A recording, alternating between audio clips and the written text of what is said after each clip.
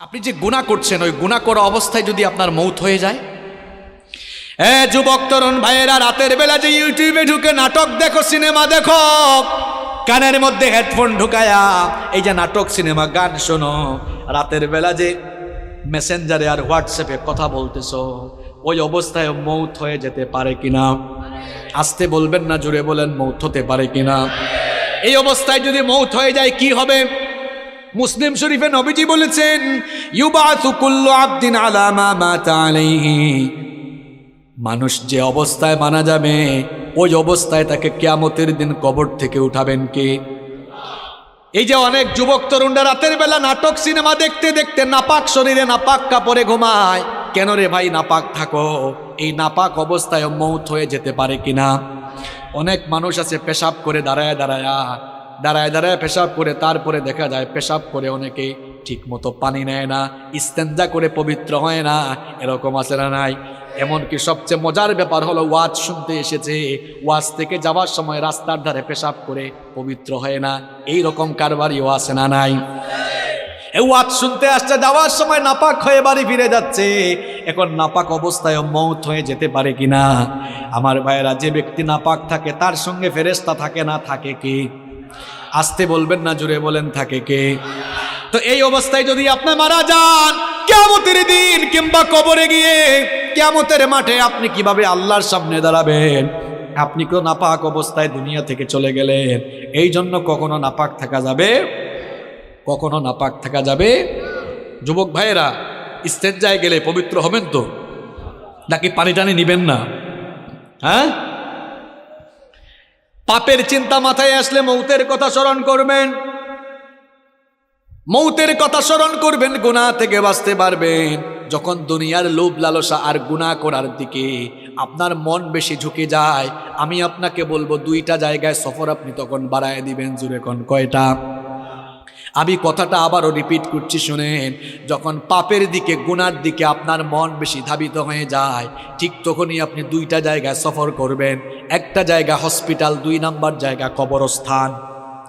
হসপিটালে যাবেন, গিয়ে দেখবেন আপনার মতো কত দুনিয়াওয়ালা, কত টাকাওয়ালা, পয়সাওয়ালা লোকেরা, কোটি কোটি টাকা আছে, তাও আইসিইউতে তারা সামান্য একটা দিন আরামে থাকার জন্য হাহাকার করছে, আছে না নাই?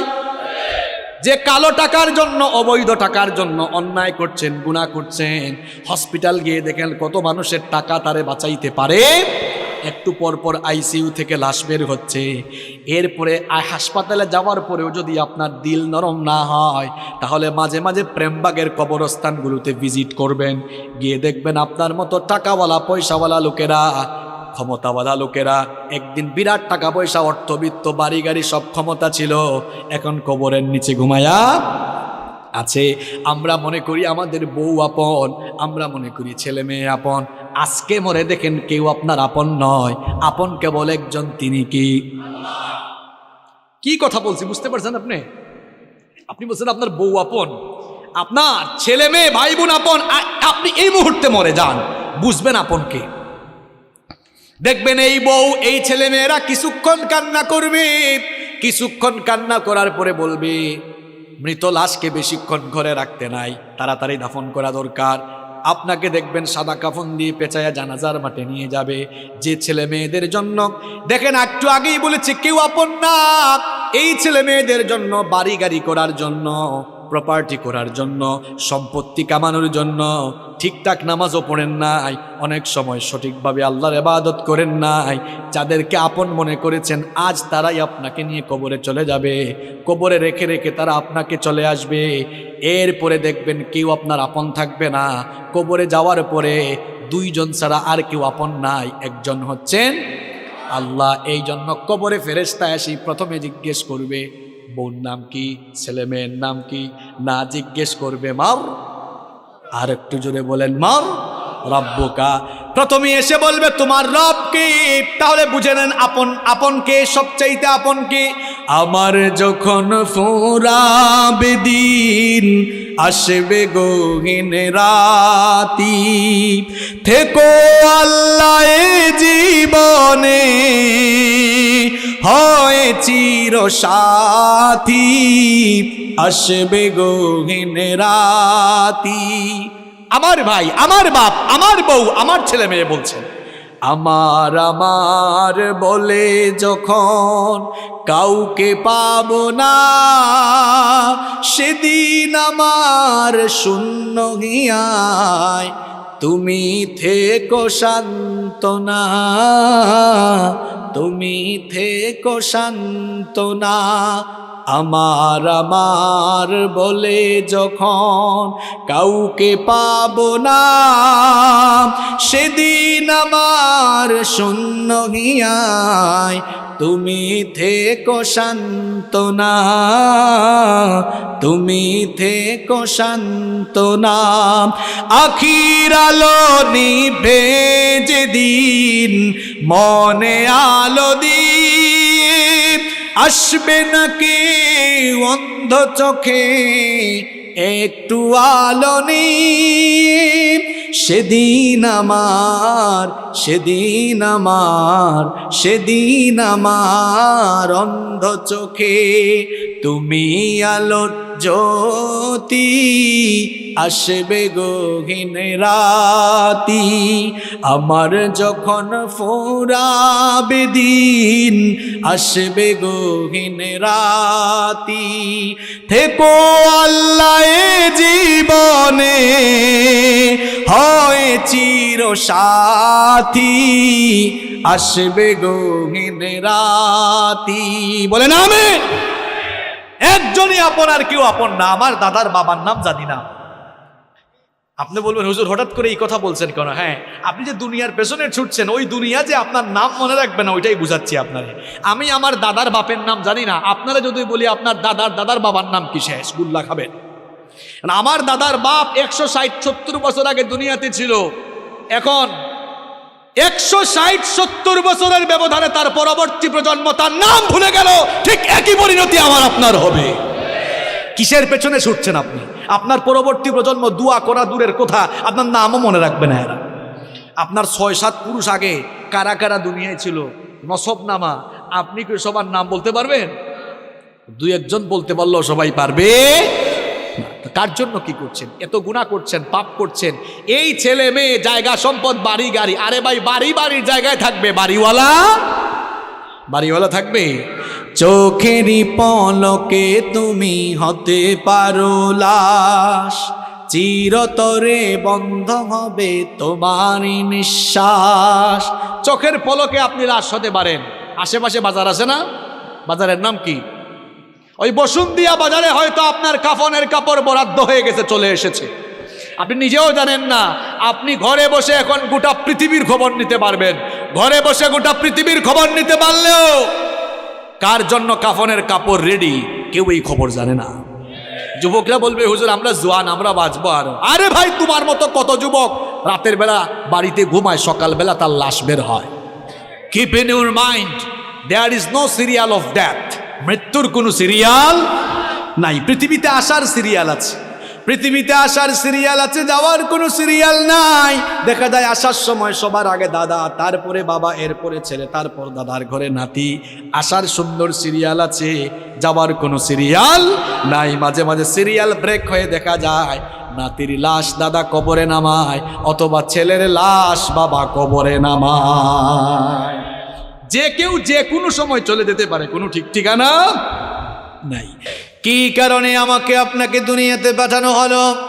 কেন আমাদেরকে পয়দা করে দুনিয়াতে আল্লাহ পাঠালেন?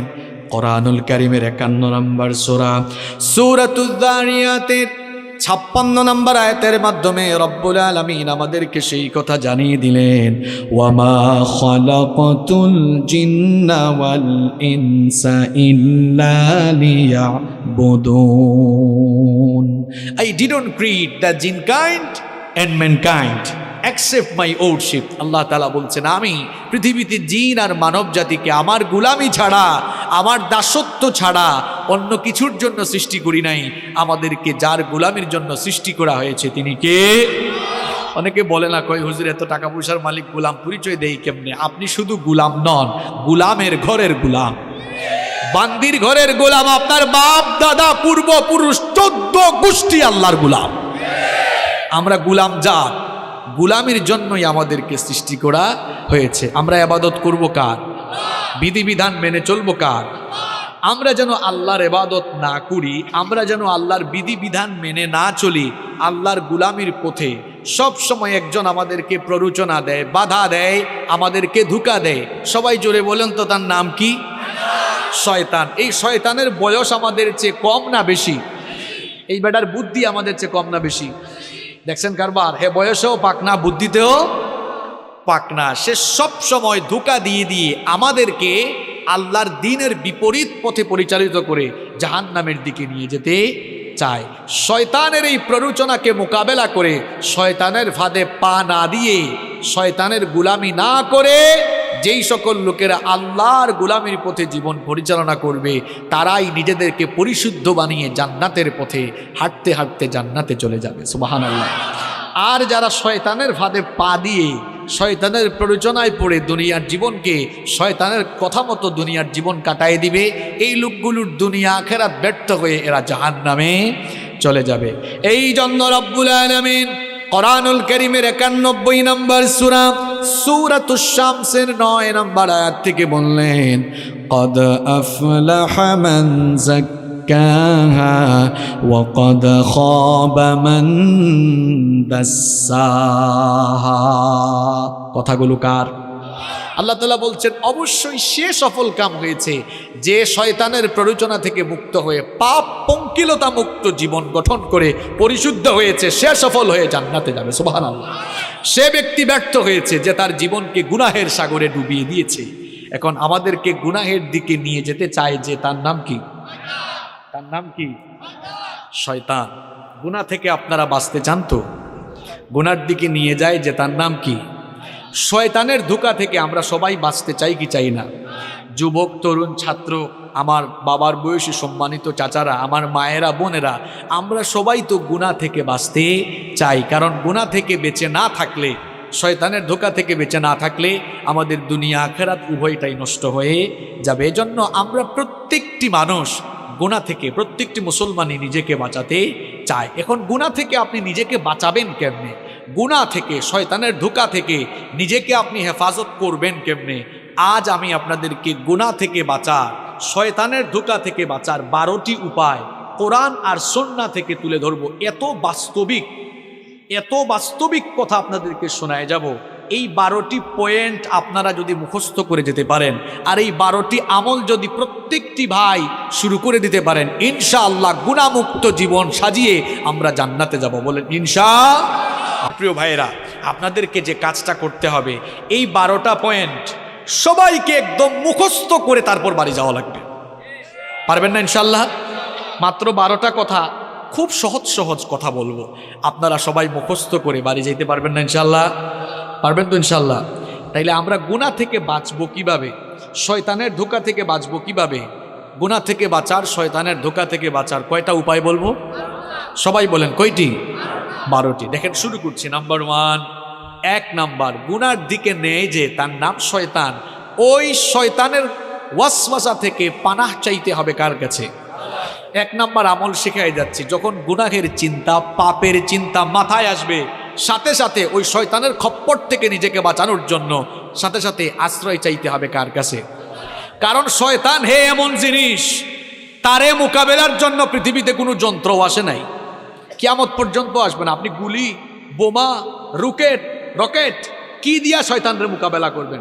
কিচ্ছু দিয়ে পারবেন না। এমনকি আমেরিকার প্রেসিডেন্ট জো বাইডেন, রাশিয়ার প্রেসিডেন্ট পুতিন, তারাও শয়তানের মোকাবেলা করতে পারবে না। শয়তানের মোকাবেলায় তারাও দুর্বল, বরং উল্টা শয়তানেরও তাদেরকে দিয়ে শয়তানি করাইতে পারবে। দেখছেন শয়তানের পাওয়ার। আমেরিকার প্রেসিডেন্ট, রাশিয়ার প্রেসিডেন্ট, যে রাশিয়ার প্রেসিডেন্ট পুতিন পশ্চিমা বিশ্বকে বুড়ি আঙ্গুল দেখায়, যে ন্যাটোকে পর্যন্ত তুয়াক্কা করে না, সেও শয়তানের মোকাবেলায় সফল না ব্যর্থ।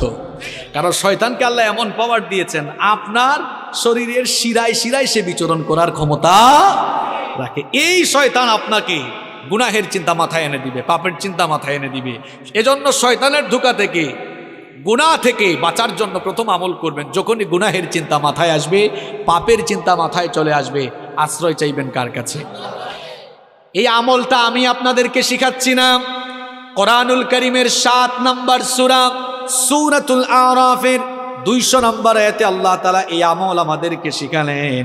আল্লাহ তাআলা বললেন, ওয়া ইম্মা ইয়ানজাগান্নাকা মিনাশ শাইতানি নাযগুন ফাস্তাইদ বিল্লাহ ইন্নাহু সামিউন আলীম।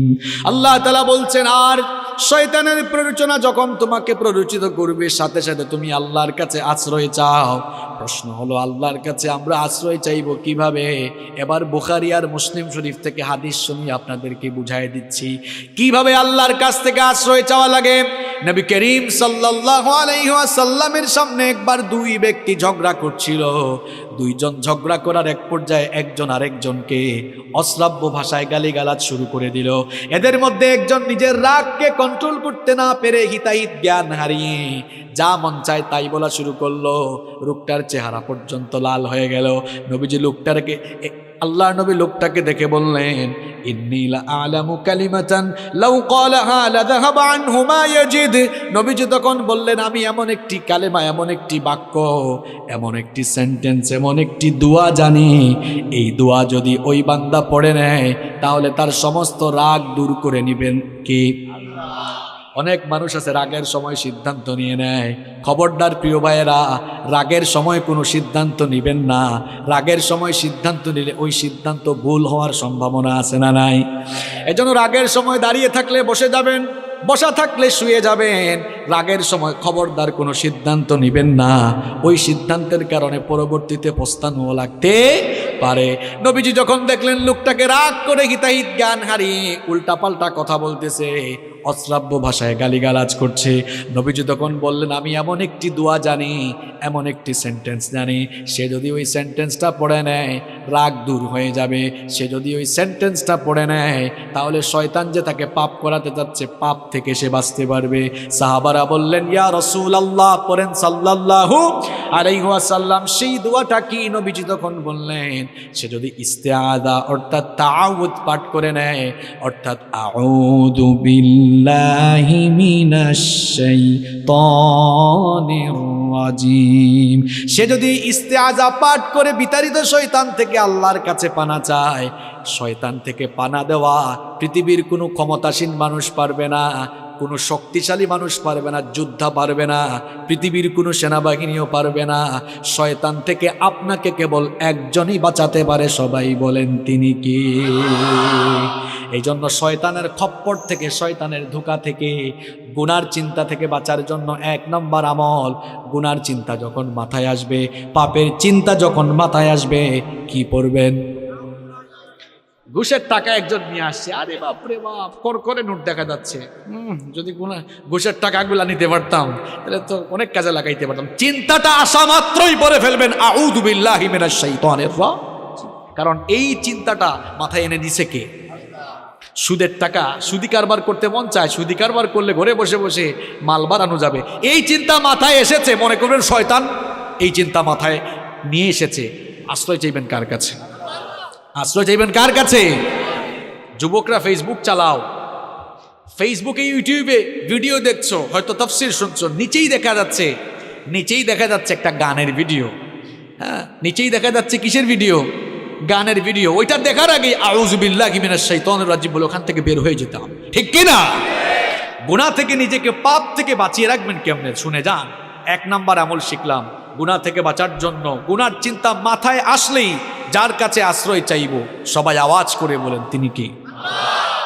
2 নম্বর আমল, গুনাহ থেকে বাঁচার জন্য, পাপ থেকে বাঁচার জন্য গুনাহের চিন্তা মাথায় আসলেই একজনের কথা দিলে স্মরণ করবেন, একজনকে ভয় করবেন সাথে সাথে, তিনি কি? তিনি কি? কোরআনুল কারীমের 7 নম্বর সূরা সূরাতুল আরাফের 201 নম্বর আয়াতে আল্লাহ তাআলা বলছেন, ইন্নাল্লাযীনা তাকাউ ইযা মাসসাহুম তাইফুম মিনাশ শাইতানি তাযাক্কারু ফাইযা হুম মুবসিরুন। আল্লাহ তাআলা বলছেন, নিশ্চয়ই যারা তাকওয়া অবলম্বন করে, নিশ্চয়ই যারা আল্লাহকে ভয় করে, শয়তানের প্ররোচনা যখন তাদেরকে স্পর্শ করে শয়তান যখনই তাদেরকে ধোঁকা দিতে চায়, তখন তারা গুনাহ থেকে বাঁচার জন্য একজনের কথা স্মরণ করে তাকেই ভয় করে। তিনি কি? যাদের হৃদয়ে আছে আল্লাহর ভয়, তারা কভু পথ ভুলে যায় না।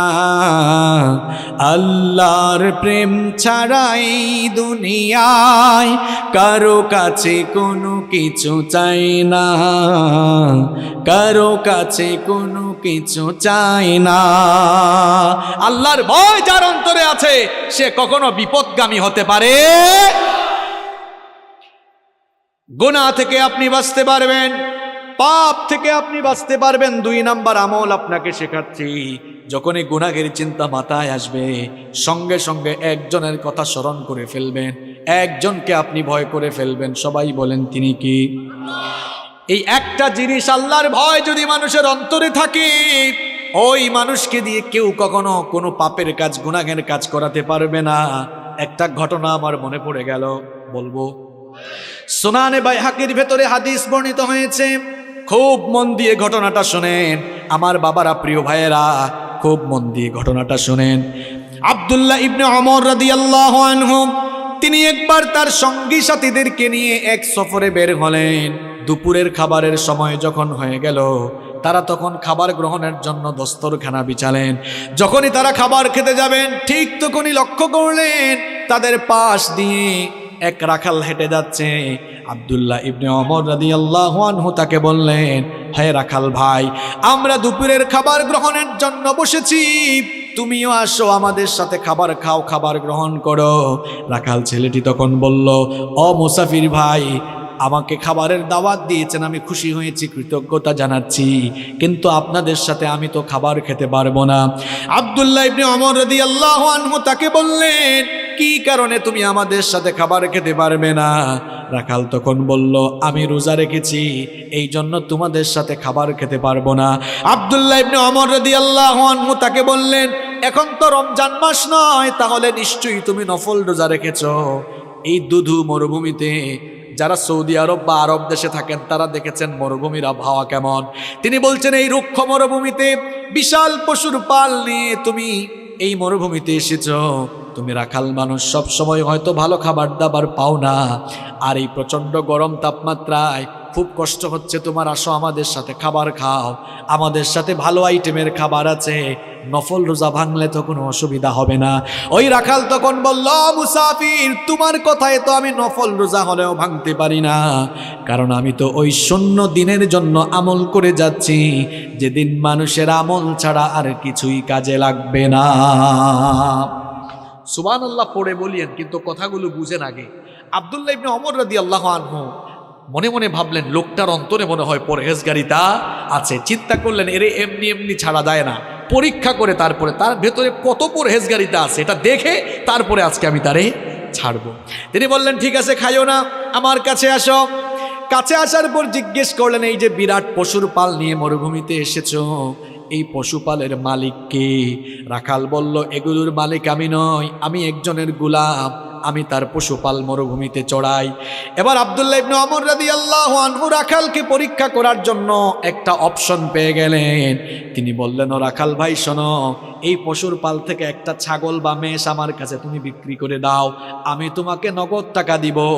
তুমি তো রোজাদার মানুষ, আমার সাথে খাবার খেলে না, ওই পশুটা জবাই করে কিছু মাংসও আমি তোমাকে হাদিয়া দিব, তোমাকে নগদ টাকা দিব, পাশাপাশি তোমাকে মাংস হাদিয়া দিব।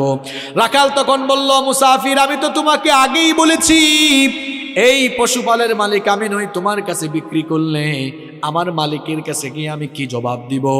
আব্দুল্লাহ ইবনে ওমর রাদিয়াল্লাহু আনহু তাকে পরীক্ষা করছেন, পরীক্ষা করার উদ্দেশ্যেই সবগুলো কথা বলতেছেন। তিনি বললেন, শোনো, এই রকম বিরাট পশুর পাল নিয়ে মরুভূমিতে আসলে পশুপালের উপরে বাঘের আক্রমণ হতে পারে, এটা সবার জানা কথা।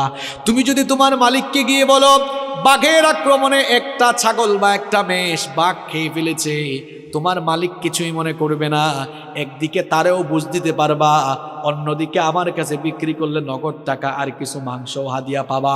সুতরাং নগদেই লাভ তুমি হাতছাড়া করো না। রাখাল, সে রাখাল এবং গরিব মানুষ হলেও জবাবটা কি দিল শুনে, সে তখন বলল, মুসাফির, কি বোকার মতো কথা বলছো তুমি? আমি হয়তো মিথ্যা বলে ধোঁকাবাজি করে আমার মালিককে গিয়ে যে কোনো কায়দায় আমি বুঝ দিয়ে ফেলতে পারবো, কিন্তু তোমার কাছে প্রশ্ন হচ্ছে, আইন আল্লাহ, আমার আল্লাহ কোথায়? আমার মালিকের মালিক, তোমার মালিক, আমার মালিক, বিশ্বজাহানের মালিক, সেই আল্লাহ তাআলাকে ধোঁকা দেওয়া তো কারো দ্বারা সম্ভব হবে না। ঠিক কইেন না কেন? কি বুঝলেন? দেখছেন, অন্তরে আল্লাহর ভয় থাকলে কেউ জোর করে কখনো তাকে দিয়া খারাপ কাজ করাতে পারবে না। আমি তো বলি, কারো অন্তরে আল্লাহর ভয় থাকলে এরে আপনি গাছের সাথে বাঁধা পিটানো, যদি বলেন যাই খারাপ কাজ করছে মরে যাবে, তাও আল্লাহর ভয়ে গুনাহের কাজ করবে না। শুধু পুলিশ দিয়া পিটাইয়া মানুষ ভালো বানানো যায় না। মাঝে মাঝে দেখা যায় জেলখানায় ঢুকার পরে দাগি দাগি আসামি জামিন নিয়ে বের হয়ে প্রমোশন নিয়ে বড় বড় ডাকাত হয়ে যায়। শুধু পিটাইয়া মানুষ ভালো বানাইতে পারবেন না। মানুষের কলিজার ভেতরে আল্লাহর ভয় ঢুকায় দেন, দেখবেন এই মানুষগুলো আল্লাহর ওলি হয়ে যাবে। গুনাহ থেকে বাঁচতে হলে আল্লাহর ভয় কলিজায় ঢুকাতে হবে। যার কলিজায় আল্লাহর ভয় আছে, ওই যুবক কখনো ফোন হাতে নিয়ে অশ্লীল ভিডিও দেখবে না। যার কলিজায় আল্লাহর ভয় আছে মিথ্যা বলবে না। যার কলিজায় ভয় আছে জনগণের সম্পদ মেরে খাবে না, মানুষের হক নষ্ট করবে না। যার কলিজায় ভয় আছে ইসলামের বিরুদ্ধে কথা বলবে না। যার কলিজায় আল্লাহর ভয় নাই, সে যা মন চায় তাই করতে পারবে। এমনকি কেউ ব্যবসায়ী হলে আল্লাহর ভয় থাকলে কখনো মানুষের সঙ্গে ধোঁকা দিবে না। দেখেন আল্লাহর ভয়টা কি জিনিস, এই ঘটনাটা আপনারা সবাই জানেন, তাও আমি 30 সেকেন্ডে বলছি জাস্ট বুঝাবার জন্য। ওমর রাদিয়াল্লাহু আনহু, আপনারা জানেন, তিনি অর্ধ পৃথিবী শাসন করেছেন। রাতের বেলা ঘুমাতেন, অর্ধ পৃথিবীর শাসন করতে হয়, রাতের ঘুম হারাম। জিজ্ঞেস করা হলো, রাতে ঘুমান না কেন? তিনি বলেন, আমি রাতের বেলা ঘুমাবো, আর জনগণ যদি কষ্ট পায়, এই কষ্টগুলোই কিয়ামতের দিন আমার জাহান্নামে যাওয়ার কারণ হয়ে যেতে পারে। আর আমরা ছোট ছোট চেয়ারের মালিক হয়ে যে গিয়ার বাড়ায় দেই, মাঝে মাঝে আমাদের অবস্থা হয়ে যায় এমন, যে যখন চেয়ারে সে উঠে যায় গিয়ারে। আপনার চেয়ারের গিয়ার একটু কমায় রেখেন, আর গিয়ার যদি উঠানো ইসলামের পক্ষে উঠাইয়েন, লাভ হবে। যেমন আমিও এখন গিয়ারে, কারণ আমি চেয়ারে, তবে আমার গিয়ার কোরআন হাদিসের পক্ষে, ইসলামের পক্ষে আছে। আর চেয়ারে বসে গিয়ার যদি ইসলামের বিরুদ্ধে নেন, মনে রাখবেন চেয়ারে বসাইছেন যিনি, জনগণের জুতার বাড়ি খাওয়াইয়া বেইজ্জত করে নামাইতে পারেন তিনি। এজন্য চেয়ারের নামে আল্লাহ কোরআনে আয়াত দিয়েছেন, আয়াতুল, কথা বলেন না কেন, আয়াতুল কুরসি। হোয়াটস দ্য মিনিং অফ কুরসি? What do you mean by কুরসি? কুরসি বলতে আপনি কি বুঝেন? কুরসি, ইটস এন অ্যারাবিক ওয়ার্ড, এটা আরবি শব্দ। এর বাংলা অর্থ হচ্ছে গদি, সিংহাসন। ইংরেজিতে আমরা এটাকে বলি চেয়ার। আল্লাহ তাআলা কোরআনের 6236টা আয়াতের মধ্যে চেয়ারের আয়াতকে সবচেয়ে ফজিলতের আয়াত বানিয়েছেন, যাতে চেয়ারওয়ালা লোকেরা চেয়ারে বসে চেয়ারের অপব্যবহার করে মানুষের উপরে জুলুম না করে। এই জন্য আল্লাহ তাআলা ওই চেয়ারের আয়াতে, আয়াতুল কুরসির ভেতরে তার নিজের সভ্রান্টি, সার্বভৌম ক্ষমতার পরিচয় দিয়ে তামাম দুনিয়ার চেয়ারওয়ালা লোকদেরকে সাবধান করে দিয়েছে। ওই আয়াত ভালো করে পড়বেন, আল্লাহ আমাদের বুঝার তৌফিক দান করেন। তো ওমর রাদিয়াল্লাহু আনহু রাতের বেলা ঘুমাইতেন না। একদিন শেষ রাতে দেখলেন এক বাড়িতে আলো জ্বলতেছে, কথাবার্তাও শোনা যাচ্ছে। একটু কান পাতলেন। স্বাভাবিক অবস্থায় কান পেতে কিছু শোনা জায়েজ নয়, তবে দায়িত্বশীল ব্যক্তির জন্য সেটা জায়েজ আছে। তিনি শুনলেন এক মা তার মেয়েকে বলছে যে, মেয়ে, বেটি উঠ, আমি উটনির দুধ দোহন করে এনেছি, দুধ তো কম পেয়েছি, পানি মিশা, দুধের পরিমাণও বাড়বে, লাভের পরিমাণও বাড়বে। মেয়ে বলল, মা গো, এটা তো অন্যায় কাজ, খাদ্যদ্রব্যে ভেজাল দেওয়া এটা ঠিক নয়। তাছাড়া আমাদের প্রেসিডেন্ট আমিরুল মুমিনিন ওমর রাদিয়াল্লাহু আনহু, তিনি তো রাষ্ট্রীয় নিষেধাজ্ঞা জারি করে দিয়েছেন যে খাদ্যে কোনো ভেজাল দেওয়া যাবে না। মা বলল, বেটি, এ তো বোকা কেন তুই? ওমর তো এই আদেশ দিয়া সে তার বাড়িতে ঘুমায়, সে কি আমাদের মা মেয়ের কারবার দেখে? অথচ ওমর রাদিয়াল্লাহু আনহু দেয়ালের পাশে সব শোনে। আর মেয়ের কলিজায় আল্লাহর ভয় কেমন দেখেন। মেয়ে বলল, মা গো, তিনি না হয় ঘুমাচ্ছেন, কিন্তু উনার রব, তোমার রব, আমার রব, তিনি কি রাতের বেলা ঘুমায় থাকেন নাকি? উনার তো কোনো তন্দ্রা নাই, ঘুম নাই, তিনি সব দেখেন কিনা। দেখেছেন আল্লাহর ভয়? এই একটা জিনিস আপনার অন্তরে থাকলে, পাপের চিন্তা মাথায় এসেছে, জনগণের হক মাইরা খাওয়ার চিন্তা মাথায় এসেছে, সাথে সাথে কলিজায় আল্লাহর ভয় ঢুকান মিয়া। পাপ থেকে গুনাহ থেকে বাঁচতে পারবেন। 2 নাম্বার আমল শিখালাম, পাপের চিন্তা গুনাহের চিন্তা মাথায় আসা মাত্রই, পাপের চিন্তা গুনাহের চিন্তা, এদিকে ঘুরে, পাপের চিন্তা গুনাহের চিন্তা মাথায় আসা মাত্রই একজনের কথা স্মরণ করে তাকে ভয় করে ফেলা। তিনি কে? তিনি কে? আল্লাহ। কয়টা পয়েন্ট বললাম? 1 নাম্বার কি পড়বেন? গুনার চিন্তা মাথায় আসলে কি পড়বেন? 2 নাম্বার কাকে ভয় করবেন? নাম্বার 3 নাম্বার গুনাহের চিন্তা মাথায় আসলেই একটা জিনিসের কথা মনে করবেন, সেটার নাম মৃত্যু। সেটার নাম, জোরে বলেন, সেটার নাম কি? আপনি যে গুনাহ করছেন, ওই গুনাহ করা অবস্থায় যদি আপনার মৌত হয়ে যায়। যুবক তরুণ ভাইয়েরা, রাতের বেলা যে ইউটিউবে ঢুকে নাটক দেখো, সিনেমা দেখো, কানের মধ্যে হেডফোন ঢুকায়া এই যে নাটক সিনেমা গান শোনো, রাতের বেলা যে মেসেঞ্জারে আর হোয়াটসঅ্যাপে কথা বলতেছো, ওই অবস্থায় মৌত হয়ে যেতে পারে কিনা? আসতে বলবেন না, জোরে বলেন, মৌত হতে পারে কিনা? এই অবস্থায় যদি মৌত হয়ে যায় কি হবে? মুসলিম শরীফে নবীজি বলেছেন, ইউবাসু কুল্লু আবদিন আলা মা মাতা আলাইহি, মানুষ যে অবস্থায় মারা যাবে ওই অবস্থায় তাকে কিয়ামতের দিন কবর থেকে উঠাবেন কে?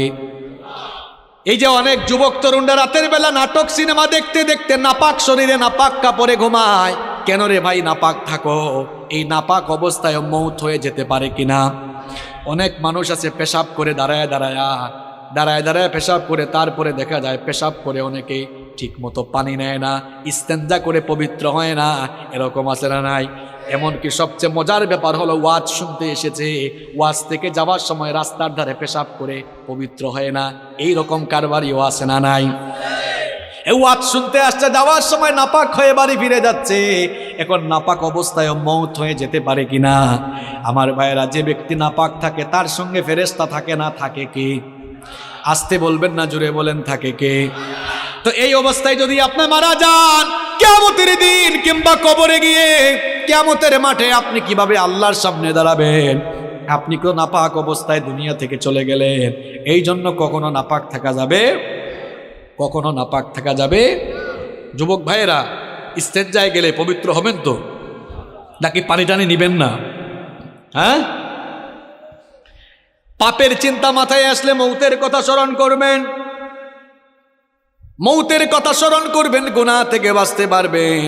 যখন দুনিয়ার লোভ লালসা আর গুনাহ করার দিকে আপনার মন বেশি ঝুঁকে যায়, আমি আপনাকে বলবো 2টা জায়গায় সফর আপনি তখন বাড়ায় দিবেন। জুড়ে কোন কয়টা? আমি কথাটা আবারও রিপিট করছি, শুনেন।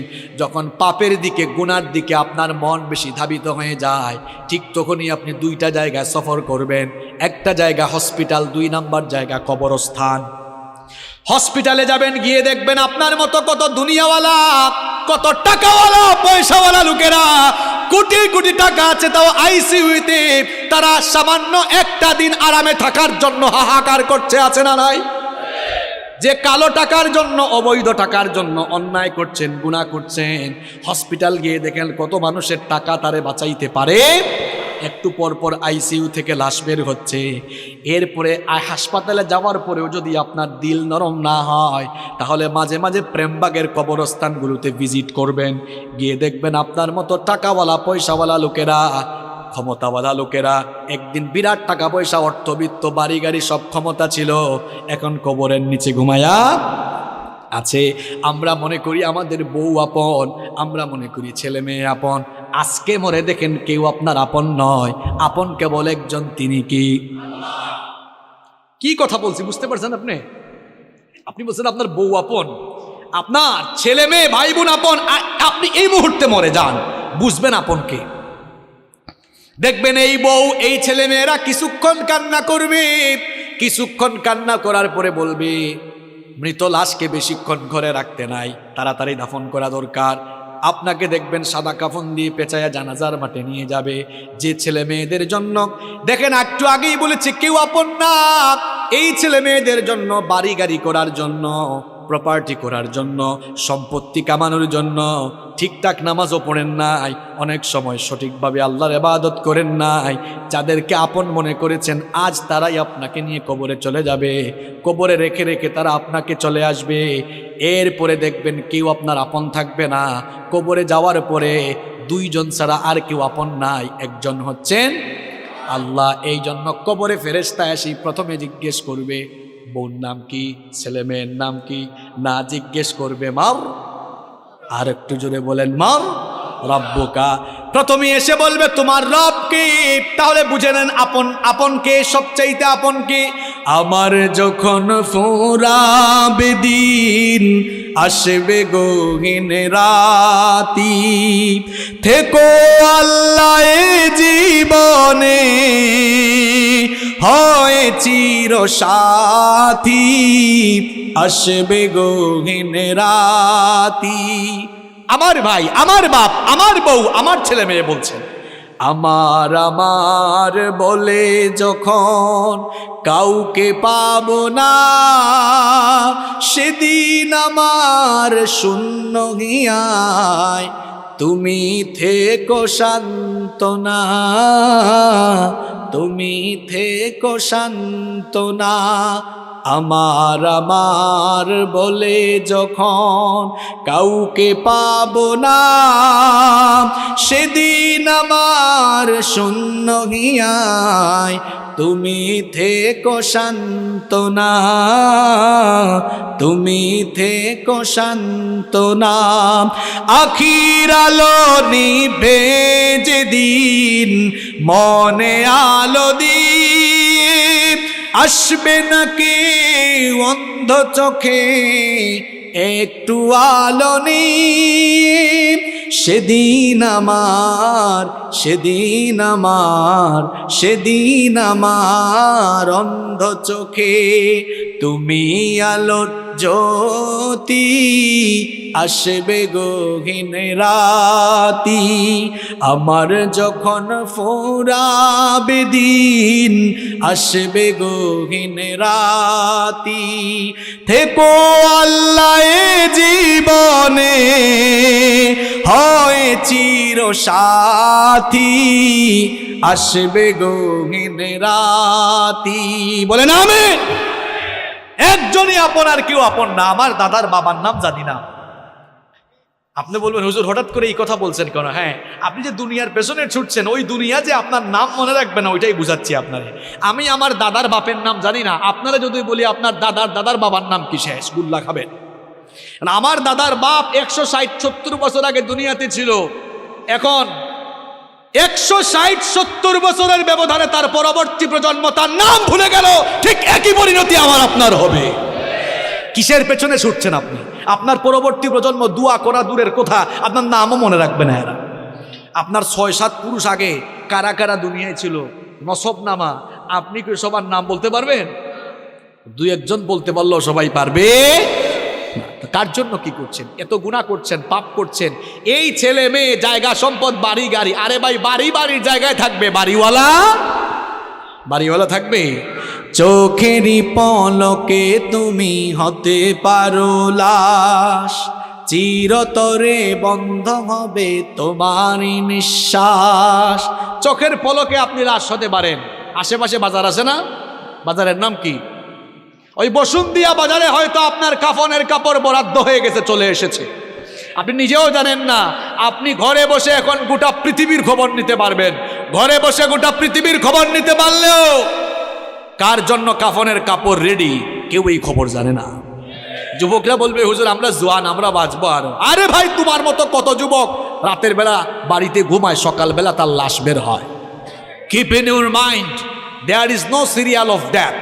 মৃত্যুর কোনো সিরিয়াল নাই। পৃথিবীতে আসার সিরিয়াল আছে, পৃথিবীতে আসার সিরিয়াল আছে, যাওয়ার কোনো সিরিয়াল নাই। দেখা যায় আসার সময় সবার আগে দাদা, তারপরে বাবা, এরপরে ছেলে, তারপর দাদার ঘরে নাতি।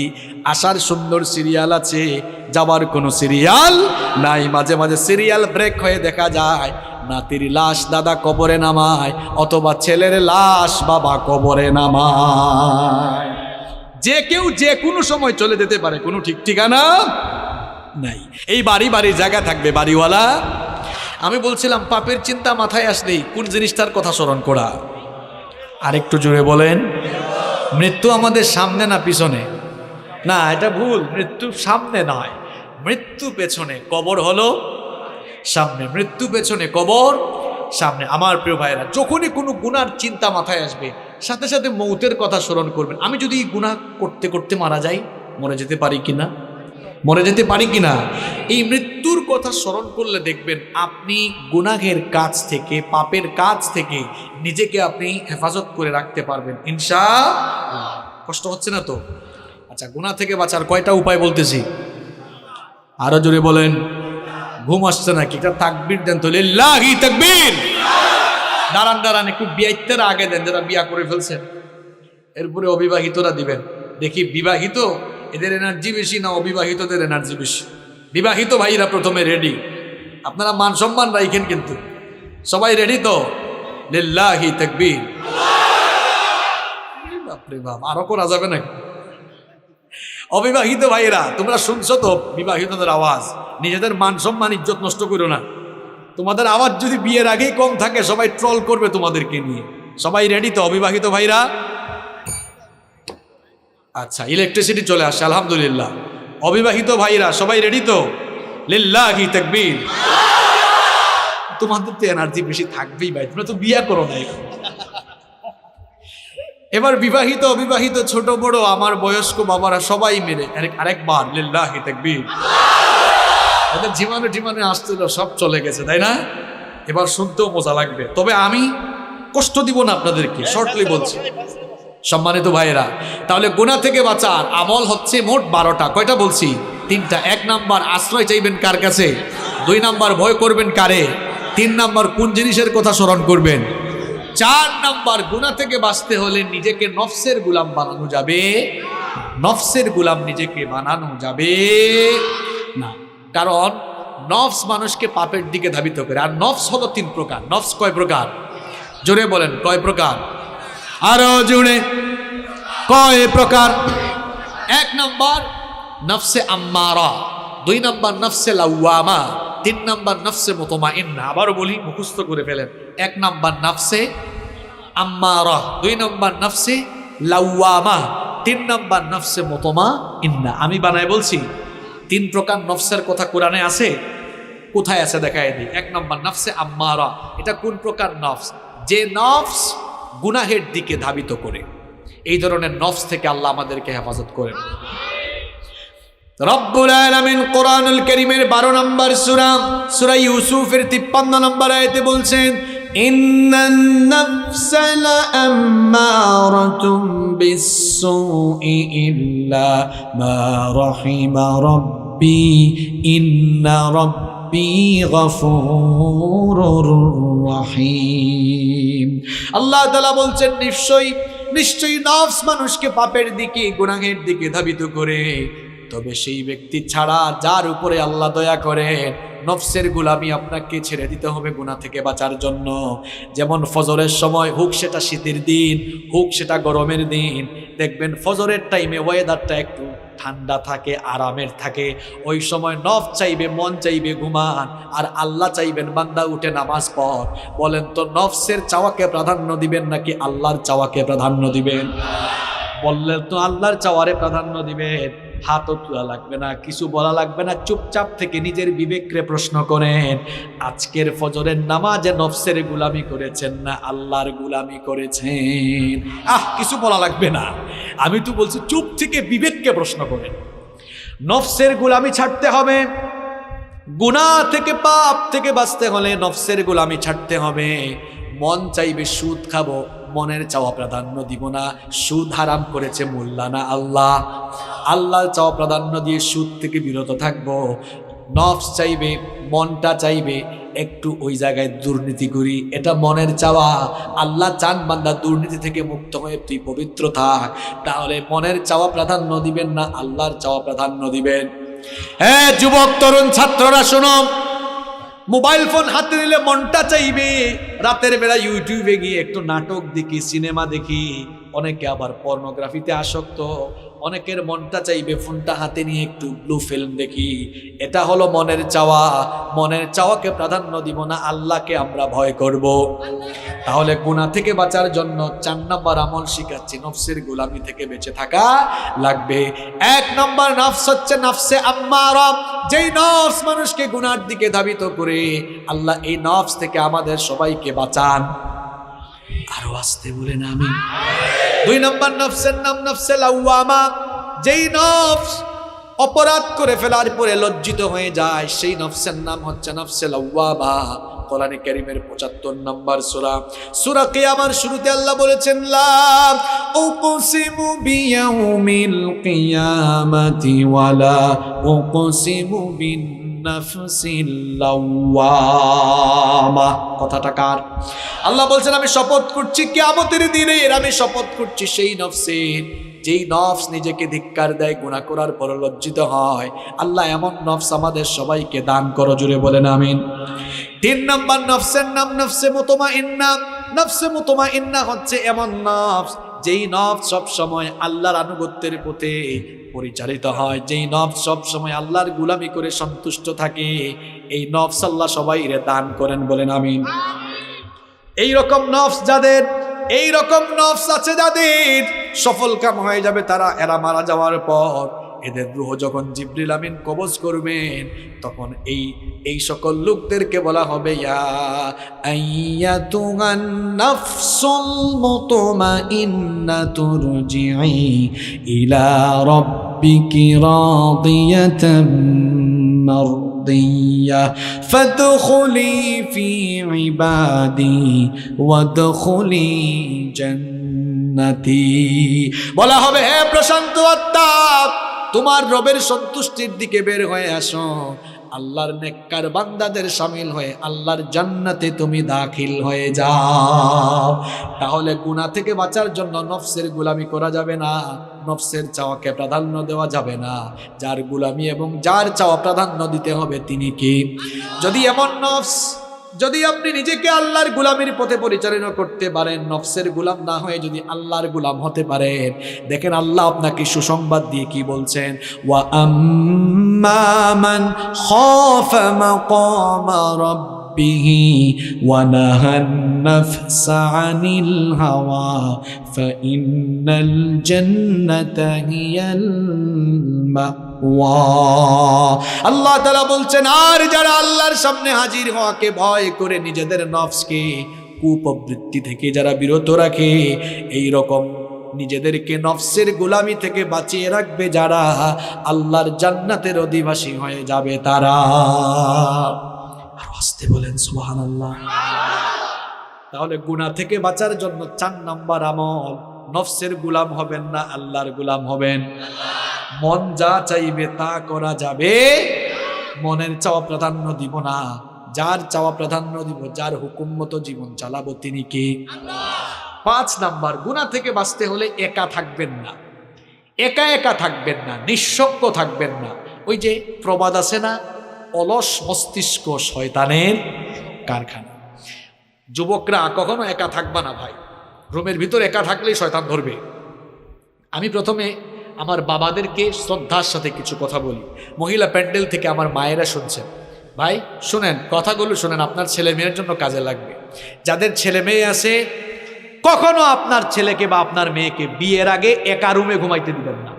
বলবেন হুজুর এদেরকে আমরা কুলে নিয়ে ঘুমাবো, মানে কি না, প্রাপ্তবয়স্ক হওয়ার পরে যদি আপনার একাধিক ছেলে মেয়ে থাকে, এক রুমে 2 ছেলের 2টা সিঙ্গেল বেড দেন। কারণ 2 জন এক রুমে থাকলে তখন রাতের বেলা ফোন হাতে থাকলেও একজনের লজ্জায় আরেকজন কোনো অবৈধ বা খারাপ পথে যাওয়ার সম্ভাবনা থাকবে না। মেয়েদেরকেও ঠিক, 2-3টা মেয়ে থাকলে এক রুমে 2টা দেন, সিঙ্গেল সিঙ্গেল করে। এখন বলবেন হুজুর আমার তো এক ছেলে এক মেয়ে, আমি কি করব? ভাই আপনার জন্য আমার পরামর্শ আছে। আপনার এক ছেলে এক মেয়ে, বলবেন এই রাতে ঘুমানোর সময় দরজা লাগাইতে পারবি না, দরজা খুলে ঘুমা, দরজা খুলে থাক, পর্দা টেনে রাখ। দরজা খোলা থাকলে সেও ফোন হাতে নিয়ে আবুল তাবুল কাজ করতে চাইবে না। এই কোন সময় যদি আব্বু সাউন্ড শুনে চলে আসে, ভয় আছে না নাই? যুবক ভাইদেরকে বলবো, ভাই নিজের চরিত্র হেফাজত করো, একা থাকিও না। একা কি থাকলে দেখা যাবে শয়তান বলবে, মোবাইলটা হাতে নে, মেসেঞ্জারে ফেসবুকে স্ক্রলিং করছে, দেখা গেল হঠাৎ করে মেয়ে একটার আইডি দেখা গেছে অ্যাড ফ্রেন্ড, এরপরে অ্যাকসেপ্ট করলো, তারপর মেসেঞ্জারে নকিং বাড়লো। এই তো ধীরে ধীরে শুরু হয়ে যেতে পারে। এই জন্য একা একা থাকার কোনো দরকার নাই। একা থাকলে সে মনে মনে ভাববে আমার হাতে স্মার্টফোন আছে, ওয়াইফাইও আছে, ইন্টারনেট কানেকশন দেওয়া আছে, আব্বু আম্মুর রুমে ঘুমায়, আমার ভাইয়া আমার আপু ভাই বোনদের রুমে ঘুমায়, আমি একা আছি, এবার মন ভরে আমি ইউটিউবে গিয়ে যা মন চাই তা দেখতে পারবো। একা একা থাকলে এমন চিন্তা মাথায় আসবে, আর যদি সাথে কেউ থাকে তাহলে এমন শয়তানি চিন্তা আসবে না। আবার অনেকে পর্নোগ্রাফিতে আসক্ত হয়ে পড়েছে একা একা থাকতে থাকতে। এরা কয়, মাঝে মাঝে কিছু যুবকরা আসে বলে, হুজুর এখান থেকে বের হয়ে আসতে চাই গুনাহ থেকে, একটু উপায় বলে দেন। আমি বলি, ভাই উপায় হলো একা থাকিয়েন না। কই হুজুর কার সাথে থাকবো? আব্বু আম্মুর সাথে সময় পাস করেন, ঘরের সবার সাথে, আব্বু আম্মু তো চাকরি করে। আমি বলবো ভাই ভালো ভালো বন্ধুর সাথে থাকেন, আলেমদের সাথে থাকেন, সামাজিক কাজ করেন, আপনি সামাজিক কাজ করেন, অর্থাৎ নিজেকে কখনো অবসর রাখবেন না, কোনো না কোনো কাজে থাকবেন, দেখবেন শয়তানি চিন্তা মাথায়ও আসবে। ছেলে মেয়েদেরকে একা ছাইরা দিয়েন না। আপনাদের অবস্থা তো হলো এমন, রাগ করেন না, চলাফেরা করেন চলাফেরা করেন আমেরিকান স্টাইলে, ক্ষতিগ্রস্ত হয়ে গেলে বিচার চান সৌদি স্টাইলে। পুলামাইয়া ছেড়ে দিছে, এখন আপনার ছেলে মেয়ে কোথায় যায় এটা দেখা কি সরকারের দায়িত্ব, পুলিশের দায়িত্ব? সরকার ঠেকছে, পুলিশ ঠেকছে না যে সব দেখবে? এই যে দিহান আনুষ্কার কথা ভুলে গেছেন নাকি আপনারা? মনে আছে? আরে বাপ রে বাপ, নিজেদের মেয়ে কার সাথে গিয়ে গ্রুপ স্টাডি করে, কার বাসায় যায়, কোথায় যায়, কলেজে যায়, বিশ্ববিদ্যালয়ে যায়, সে কি ক্লাস করে নাকি কোন পার্কে ঘুরতে যায়, এটা পুলিশ দেখবে না আপনি দেখবেন? আপনার ছেলে মেয়ে কোথায় যাচ্ছে, কি করছে, কোনো খোঁজ খবর রাখেন না। ক্ষতিগ্রস্ত হয়ে গেলে কেঁদে কেঁদে এরপরে ফাঁসি চান, ফাঁসি দিতে হবে। চলাফেরা করেছেন এতদিন আমেরিকান স্টাইলে, এরপরে ক্ষতিগ্রস্ত হয়ে এরপরে বুঝে সৌদি স্টাইলে বিচার চান আপনি। নিজের সন্তান কোথায় যাচ্ছে, কি করছে, ভালো করে বলে গেলাম, খবরদার সন্তানগুলোরে একা রাখবেন না, নইলে খালি কপালে হাত দিবেন। ছাত্ররা যারা আছো, যুবক তরুণ যারা আছো, ভাই একা থাকবা না, নিজের চরিত্রটা সুন্দর রাখো। পারা যাবে তো ইনশাল্লাহ? পারা যাবে ইনশাল্লাহ? দেখেন তো, গুনাহ থেকে বাঁচার এই যে 5 নাম্বার আমলটা বললাম, এটা জীবনের সাথে বাস্তব না অবাস্তব? আসলে দেখবেন একা একা থাকলে শয়তান ধোঁকা দেয় বেশি, ওই যে অলস মস্তিষ্ক শয়তানের কারখানা। এই জন্য কখনো একাকী থাকা যাবে। ওই যে কিছুদিন আগে ওই যে কোন এক নায়কের শ্বশুর গুলি করে মারা গেল না, লোকটার নাম কি যেন ভুলেও গেছি আমি, লোকটার নাম কি, মনসুর খান নাকি আবু মনসুর খান কি জানি নাম আছে। এই লোকটা নিঃসঙ্গ থাকতে থাকতে দেখছেন শেষ পর্যন্ত সুইসাইড করেছে। সুইসাইড করা ভালো জিনিস? তা মহাপাপ। দেখছেন একাকিত্ব, নিঃসঙ্গতা মানুষকে কোথায় নিয়ে যায়? খালি শয়তানি না, মাঝে মাঝে মৃত্যুর দিকেও নিয়ে যায়। অনেক ছেলেরা আছে বের হয় না, সারাটা দিন দরজা লাগাইয়া ঘুমায়, আর সারাদিন ল্যাপটপে আছে, ফোনে আছে। তোমরা যারা পড়াশোনা করো, তোমরা যারা স্কুল কলেজে পড়ো, তোমাদেরকে বলছি, তোমরা যে সারাটা দিন ফেসবুকে থাকো, রাত 2টা-3টা পর্যন্ত ফেসবুকে থাকো, তোমরা যতটা সময় ইন্টারনেটে কাটাও, ফেসবুকে স্ক্রলিং করো, আল্লাহর কসম করে বলছি, এই টাইমগুলো যদি তোমরা চেয়ার টেবিলে বসে পড়াশোনা আর গবেষণায় দিতে পারতে, কিসের নিউটন আর কিসের আইনস্টাইন, এদেরকে পেছনে ফেলে জ্ঞান গবেষণায় তোমরা অনেক দূরে গিয়ে যেতে পারতে। আরে বাপরে, ঠিকও কয়, আবার ইন্টারনেটও ঠিক মতো চালাও, কিন্তু একটা লিমিট তো থাকা দরকার। দেখছেন হে যুবক, তার চেহারা দেখছেন, গালটাল ভাঙ্গা এমনি।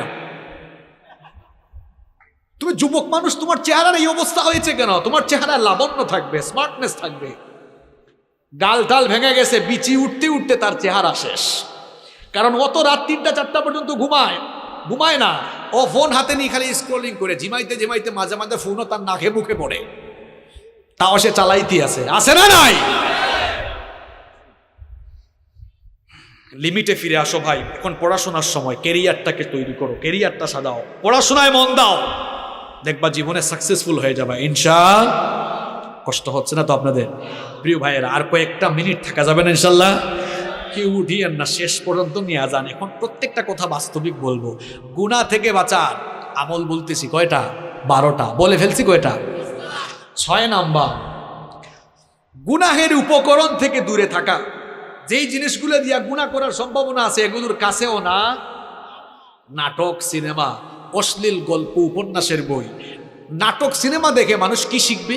শিখার কি আছে এখানে? অশ্লীল প্রেম প্রীতি ছাড়া, আর জামাই আর কি জানি কয় শাশুড়ি আর বউয়ের ঝগড়া ছাড়া, পরকিয়া ছাড়া এই নাটক সিনেমায় কিছু আছে? জন্য এগুলো থেকে নিজেকে দূরে রাখতে হবে। এখন কিছু কিছু ছেলে পেলে কলেজ পাশ করার পরে কয়, হুজুর আমরা ইংলিশ মুভি দেখি ইংরেজি ভাষা চর্চা করার জন্য। তুমি ইংরেজি ভাষা চর্চা করার জন্য ইংলিশ মুভি দেখবা না? আমি ছাত্র জীবনে একটা মেসে থাকতাম, তখনও আমি বিশ্ববিদ্যালয়ে ভর্তি হয় নাই, ইউনিভার্সিটিতে ভর্তি হব এইরকম টাইমে। এখন এক ভাই আমার সিনিয়র দিনে রাতে কানে হেডফোন লাগাইয়া ল্যাপটপের দিকে তাকায় থাকে।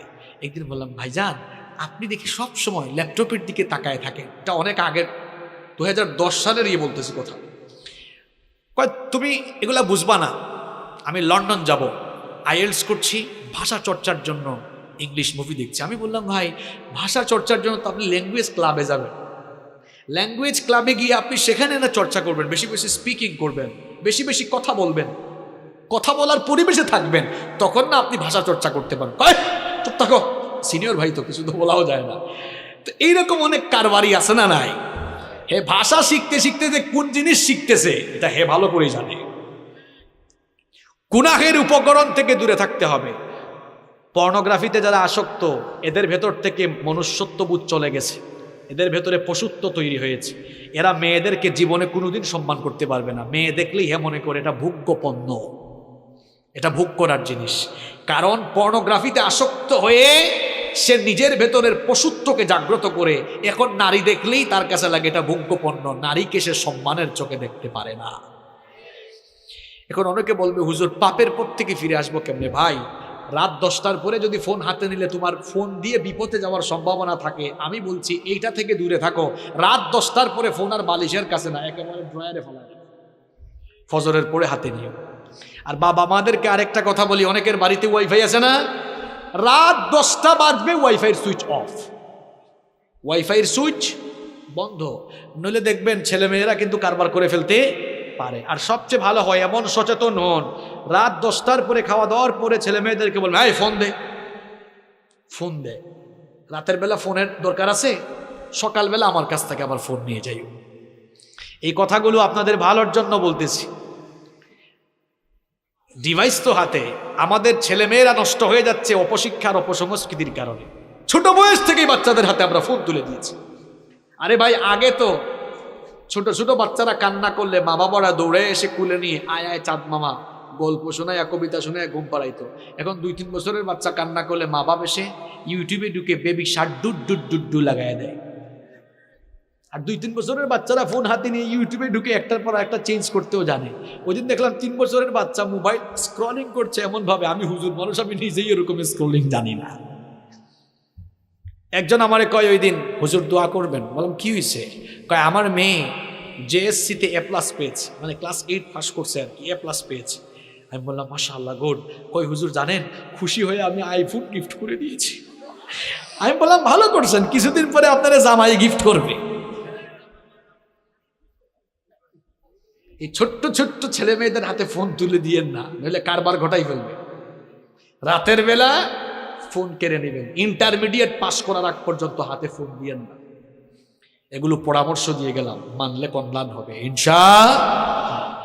গুনাহ থেকে বাঁচার জন্য 6 নাম্বার আমল বলে যাচ্ছি। গুনাহের উপাদান যেগুলো, এগুলোর ধারে কাছেও যাওয়া।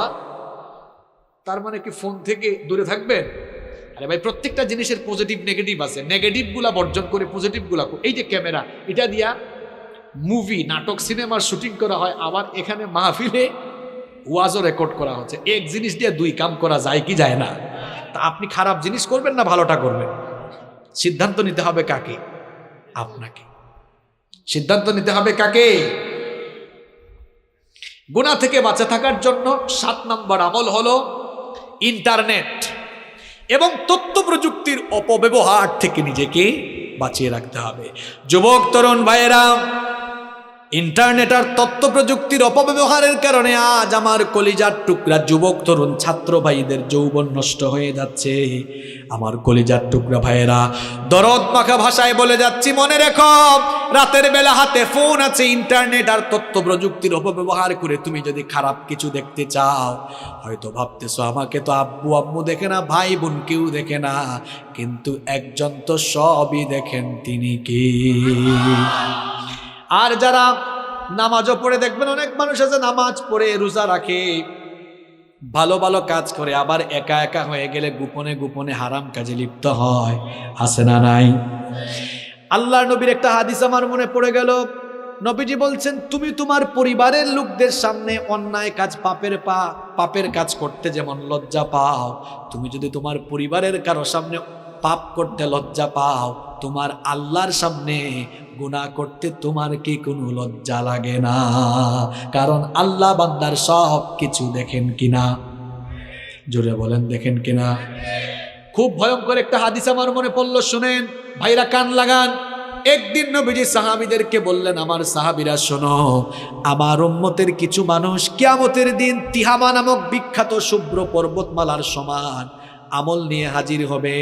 সহজ বাংলায় বলতেছি, বুঝেন। নবীজি বলতেছেন, কিয়ামতের দিন পাহাড়ের সমপরিমাণ আমল নিয়ে কিছু মানুষ হাজির হবে। হাজির হওয়ার পরেও পর্বতমালার সমপরিমাণ আমলকে আল্লাহ ধুলায় পরিণত করে উড়াইয়া দিবেন। কি সাংঘাতিক কথা শুনতেছেন কথা। কিয়ামতের দিন কিছু লোক পাহাড়ের সমান বিশাল নেকির পাহাড় নিয়ে উঠার পরে তাদের নেক আমলগুলোকে আল্লাহ ধুলাবালুয় পরিণত করে দিবেন।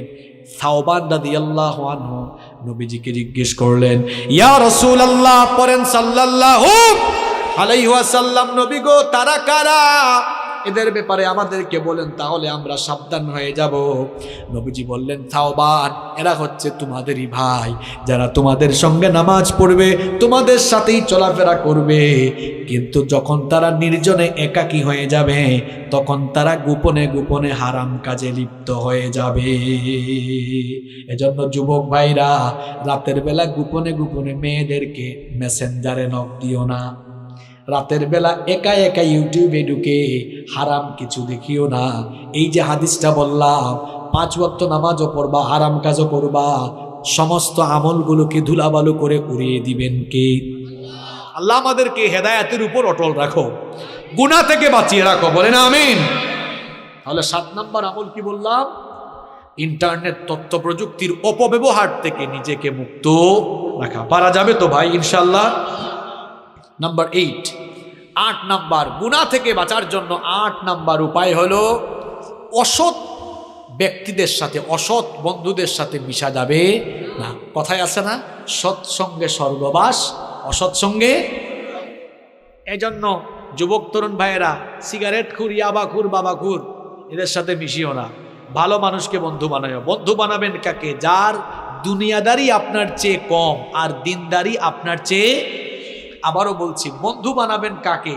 যার দুনিয়াদারি আপনার চেয়ে কম আর দিনদারি আপনার চাইতে। আমি জানি মাহফিলে অনেক ভাইরা আসেন গুনাহ করতে করতে, এই গুনাহ নিয়েই আসেন। তারা হয়তো এখন আমার কথা রাগ করছে, হুজুর আমরা খারাপ কাজ করি বলে কেউ কি আমাদের বন্ধু হবে না? হবে। আপনাদের বন্ধু আমরা, আপনাদের বন্ধু এখানে যারা 5 ওয়াক্তের নামাজি ভালো ভালো ছেলে, এরা আপনাদের বন্ধু। আমরা আপনাদেরকে দাওয়াত দিয়ে দিয়ে, মাথায় হাত দিয়ে দিয়ে, বুকে টেনে টেনে নামাজি বানাবো ইনশাআল্লাহ। আমি বলতেছি ওই সকল ছেলেদেরকে যারা একটু মিশলেই খারাপ হয়ে যাওয়ার সম্ভাবনা আছে। আপনারাও দেখবেন ছেলে মেয়েরা কাদের সাথে মিশে, কারণ হে হয়তো ভালো আছে, কিন্তু খারাপ কারোর সাথে মিশলে থাকতে থাকতে সেও খারাপ হয়ে যেতে পারে। এই জন্য প্রিয় ভাইয়েরা, গুনাহ থেকে বাঁচার জন্য 8 নম্বর উপায় হলো, অসৎ ব্যক্তিদের সাথে মিশা যাবে না। কষ্ট হচ্ছে আপনাদের? এই তো শুনেন, আর 4টা পয়েন্ট আছে। নাম্বার 9 নম্বর, গুনাহ থেকে বাঁচার জন্য মনটা চাইবে গুনাহ করে ফেলি, এই কামটা করে ফেলি, সাথে সাথে সবর করে নিজেকে তখন সংযত করবেন, যেটাকে বলি আমরা কন্ট্রোল করা। নিজেকে কন্ট্রোল করতে হবে। আপনি যদি কন্ট্রোল করতে পারেন, সুবহানাল্লাহ, আমার আল্লাহ কত দয়াবান। নবীজি হাদিসে বলেছেন, কোনো বান্দা একটা ভালো কাজ করবে, শুধু নিয়ত করবে, কাম করার আগে নিয়ত করলেই সাথে সাথে আল্লাহ আমলনামায় একটা নেকি দান করেন। আর বান্দার নিয়তের পরে যখন কাজটা করে ফেলে, আল্লাহ আমলনামায় সওয়াব 10 থেকে 700, এমনকি আল্লাহ চাইলে আরো বাড়ায়া দেন। সুবহানাল্লাহ। আর আমার আল্লাহর দয়া কেমন দেখেন, ভালো কাজের নিয়ত করলে সাথে সাথে নেকি লেখা হয়, খারাপ কাজের নিয়ত করলে সাথে সাথে গুনাহ লেখা হয় না। আল্লাহ বলেন, এই ফেরেশতা দ্বারা দেখ আমার বান্দা শেষ পর্যন্ত কাজটা না করে ফিরে আসে কিনা। যদি বান্দা ফিরে আসে, আল্লাহর ওই লোকটার আমলের খাতায় গুনাহ লিখতে আদেশ দেন না। সুবহানাল্লাহ। তাহলে পাপ থেকে বাঁচতে হলে গুনাহ করবেন করবেন, মাথায় চিন্তা আসবে, ঠিক সেই সময় নিজেকে কন্ট্রোল করে ফেলবেন। কার ভয়ে? নাম্বার 10, গুনাহ থেকে, পাপ থেকে বাঁচার 10 নম্বর আমল হলো নিজের ভেতরে লজ্জাশীলতা পয়দা করুন। গুনাহ করার পরে আমরা ভুল করতে পারি ভাই, ভুল করা দূষণীয় না। কারণ আমাদের বাবা পৃথিবীর প্রথম মানুষ যিনি, তিনিও ভুল করছেন। নাম কি? নাম কি? তিনি ভুল করার পরে ভুলের উপর থাকেন নাই, লজ্জা পেয়ে তওবা করে ফেলছেন। এই জন্য তার মর্যাদা বাড়িয়েছেন কে? এই শয়তান কি শয়তান ছিল? প্রথমে কি ছিল? আরে ভাই, হ্যাঁ, শুধু ফেরেশতা না, ফেরেশতাদের সর্দার। একটা ভুল করছে, ভুল করার পরে অহংকার করেছেন, লজ্জা পেয়ে মাফ চায় নাই। এই জন্য ফেরেশতার সর্দার থেকে শয়তানের সর্দার হয়ে গিয়েছে। কি বুঝলেন? তাহলে আপনি পাপ করছেন, ভুল করছেন, এটা দূষণীয় না। পাপ করা যতটা না দূষণীয়, পাপ করার পর পাপের উপরে থাকা এটা মারাত্মক দূষণীয়। নবীজি এই জন্য বলেছেন, মুসলিম শরীফের হাদিস, কুল্লু ইবনে আদম খাত্তাউন ওয়া খায়রুল খাত্তাইন আত-তাওয়াবুন। মানুষ মাত্রই গুনাহগার, মানুষ মাত্রই পাপী, তবে ওই পাপ করা, গুনাহ করে ফেলা মানুষদের মধ্যে আল্লাহর কাছে সবচাইতে প্রিয় হলো তারা গুনাহ করার পর আল্লাহর কাছে তাওবা করে যারা। সুবহানাল্লাহ। এই জন্য পাপ থেকে বাঁচতে হলে নিজের ভেতরের লজ্জা বাড়াতে হবে না কমাতে হবে? দেখেন কয়েকটা নমুনা বলি। লজ্জাশীলতা কেমনে বাড়াবেন? লজ্জাশীলতা এমন ভাবে বাড়াবেন, অনেকে তো আছে প্যান্ট আর লুঙ্গি টাকনুর নিচে পড়ে, এটা জায়েজ না হারাম? সুতরাং আমরা কখনো টাকনুর নিচে লুঙ্গি বা প্যান্ট পরবো না। এই গুনাহটা করতে যেন লজ্জা লাগে, কারণ বান্দা মুমিন কখনো গুনাহের কাজ করতে পারে না। এমন কাজ যারা করেন, শুনেন, নবীজি বলেছেন কিয়ামতের দিন আল্লাহ তাআলা ওই লোকটার দিকে তাকাবেন না, তার সঙ্গে আল্লাহ কথা বলবেন না, তাকে আল্লাহ পবিত্র করবেন না, তাকে আল্লাহ জাহান্নাম থেকেও বাঁচাবেন না। 4টা কথা বলেছি, আবার শোনেন। নবীজি বলেছেন কিয়ামতের দিন আল্লাহ ওই ব্যক্তির দিকে তাকাবেন না, তার সঙ্গে আল্লাহ কথা বলবেন না। 3 নাম্বার, আল্লাহ তাকে পবিত্র করবেন না। 4 নাম্বার, আল্লাহ তাকে জাহান্নাম থেকেও মুক্তি দিবেন না। সাহাবীরা বললেন, নবী গো, কার কথা বলছেন? নবীজি তখন বললেন, যারা টাকনুর নিচে কাপড় ঝোলায়া হাঁটে। কই হুজুর, টাকনুর উপরে পড়তে কেমন জানি আনস্মার্ট আর খেত লাগে। আরে ভাই, টাকনুর উপরে তো আমরা জুব্বা পরি, পায়জামাও পরি, দেশে বিদেশে ঘুরি, আজ পর্যন্ত কেউ আমাদেরকে আনস্মার্টও বলে নাই, খ্যাতও বলে নাই। বরং নবীর সুন্নত মানে যারা, দুনিয়ায় সবচেয়ে স্মার্ট হলো তারা। এই জন্য যুবক ভাইরা, নবীর সুন্নত মানা যাবে তো? নবীর সুন্নত দাড়িটা রাখা যাবে না, একেবারে ফ্রেশ কাট এরকম থাকা যাবে না, দাড়ি রেখে ফেলতে হবে। দাড়ি রাখা সুন্নত। পৃথিবীর এমন কোনো নবী নাই যে নবী দাড়ি রাখেন না। এমন কোনো নবী আছে? সব নবীর দাড়ি ছিল। দাড়ি রাখবেন, চেহারার উজ্জ্বলতা বাড়ায় দিবেন কে? সবগুলো সুন্নত মানবেন, কোনো গুনাহ করা যাবে না। নিজেদের ঘরের মহিলাদেরকে পর্দায় রাখা লাগবে, কারণ পর্দার বিধানটা মোল্লার না আল্লাহর। অনেক বোনেরা আছে, যেহেতু মা বোনরা আসছে, এদের ব্যাপারে তো কিছু বলা দরকার। এখন আবার অনেকে আছে বুরখা পরে, তারপরে চেহারা খুলে বের হয়, আছে না নাই? চেহারাটা হলো সৌন্দর্যের দেহের রাজধানী। চেহারার দিকে তাকালেই কে কেমন সেটা বোঝা যায়। এখন কিছু আধুনিক যুগের ফ্যাশনেবল নারী আছে, বুরখা পরে আবার লিপস্টিক দিয়া মেকআপ ছাড়া বের হয়ে, আসে না নাই? তো এরকম বের হইতে আপনারা কে বলছে? এরকম ফাইজলামি করতে কে বলছে? আবার অনেকে আছে বুরখা পরে খুব অ্যাট্রাকটিভ আর টাইট ফিট বুরখা, অবশ্য যশোরে নাই। বিভিন্ন কালারের ঝাঁকানাকা কালারের বুরখা পরে টাইট ফিট বুরখা পরে, এমন টাইট ফিট সব কিছু বোঝা যায়, এইরকম পরে আছে না নাই? আমার বোনদেরকে বলবো, খবরদার এমন বুরখা পরবেন না, ঢিলে ঢালা বুরখা, কালো রঙের বুরখা পরবেন। এমন বুরখা পরবেন যে বুরখাটা পরলে কিছুই দেখা যাবে না, কিছুই বোঝা যাবে না। আপনারাও নারীদেরকে কয়, ভাই ভাবিরে আপনি এমনে নিয়ে কেন বেরোইছেন, বুরখা পরাইলেন না কেন? কয়, দেখ তোর ভাবি এত সুন্দরী, এত রূপসী, এটা আমি না জানি, এলাকার মানুষ তো জানে না, এলাকার মানুষের একটা হক আছে না? নিজের বউকে বেপর্দা করে বের করে এলাকার মানুষের হক আদায় করে, এইরকম আল্লাহর কুতুব এই এলাকায় নাই। আবার অনেকে আছে নিজের বউয়ের ফটো ফেসবুকে আপলোড মারে, এইরকম কুতুব তো এই এলাকায় নাই।